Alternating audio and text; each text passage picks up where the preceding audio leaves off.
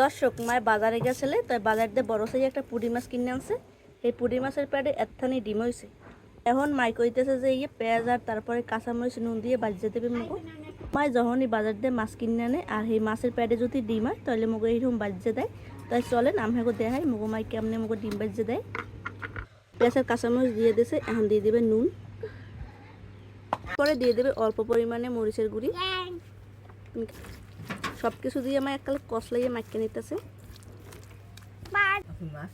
মরিচ দিয়ে মাখা শেষ, এখন বাজিয়ে নেওয়ার পালা।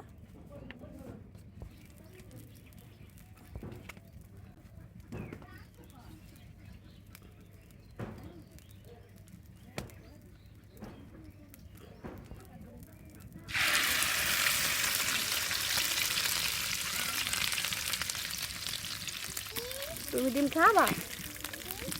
আব্বু মাছের ডিম খাবা?